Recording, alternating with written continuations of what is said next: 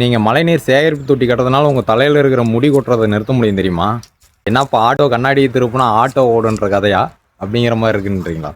அதெல்லாம் ஒன்றும் இல்லை, சொல்கிறேன் கேளுங்க. நம்ம வீட்டுக்காரன்னா நம்ம வீடியோ பார்த்துட்டு மழைநீர் சேகரிப்பு தொட்டி போடலான்ட்டு பிளான் பண்ணிட்டாரு. சரி என்ன பண்ணுறது எப்படி பண்ணுறது, செலவு கம்மியாக சொல்லு அப்படின்னாரு. செலவே இல்லைண்ணா, நீங்கள் குழி எடுக்கிறது மட்டும்தான் செலவு அப்படின்னா. எப்படிப்பான்னு ஒன்றும் இல்லை, ஃபஸ்ட்டு நீங்கள் குழி எடுக்கிறீங்க, காம்பவுண்டுக்கு கல் வாங்கி வச்சுருக்காரு, எப்படி மீதி ஆகும் ஃபஸ்ட்டு அதை கொட்டுறோம். களத்துக்கு வாங்கின 1.5 ஜல்லி மீதி இருக்குது, அதை 2வதாக போட்டுக்கலாம். காங்கிரட்டுக்கு வாங்கின 3/4 ஜல்லி மீதி இருக்குது, அதை 3வதாக போட்டுக்கலாம்.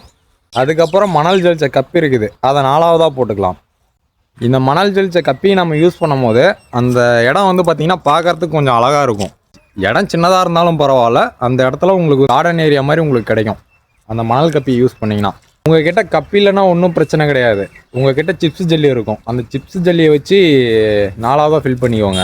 அதுக்கப்புறம் வந்து பார்த்திங்கன்னா 5வது லேயராக வந்து பார்த்திங்கன்னா மணல் யூஸ் பண்ணலாம். மணல் யூஸ் பண்ணாலும் பண்ணலனாலும் விட்டுடலாம். கப்பி யூஸ் பண்ணுற பட்சத்தில் மணல் தேவைப்படாது, ஏன்னா கப்பி நம்ம பார்க்குறதுக்கு கொஞ்சம் அழகாக இருக்கும், லுக் வைஸ் சூப்பராக இருக்கும். கப்பி வந்து மேலே கொட்டி விட்டு அதுக்கு மேலே ஒரு பெஞ்ச் செட்டப் போட்டு அதை தள்ளி இந்தாண்ட ஒரு மரம் ஒன்று வச்சிங்கன்னா பார்க்குறதுக்கு ஒரு கார்டன் சூப்பராக அழகாக இருக்கும். மழைநீர் சேகரிப்பு தொட்டிக்கும் முடி கொட்டுறதுக்கும் என்ன சம்மந்தம்னு கேட்டிங்க. ஆக்சுவலாக நம்ம யூஸ் பண்ணுற தண்ணி வந்து போர் தண்ணி தான் மேக்ஸிமம் யூஸ் பண்ணுவீங்க. போர் தண்ணி எடுக்க அதில் இருக்கிற பிஹெச் வேல்யூ மாறிக்கிட்டே இருக்கும். அதாவது உப்புத்தன்மை அடைய அதோட பிஹெச் வேல்யூ மாறிக்கிட்டே இருக்கும். தண்ணியோட பிஹெச் வேல்யூ என்னன்னு பார்த்தீங்கன்னா 7. அந்த 7 கரெக்டாக இருந்துச்சுன்னா அது வந்து நடுநிலையாக இருக்குது, கரெக்டாக இருக்குன்ற அர்த்தம். அது மேலே போகும்போதும் கீழே போகும்போதும் அமிலத்தன்மை காரத்தன்மைன்னு கெமிஸ்ட்ரியில் சொல்லுவாங்க.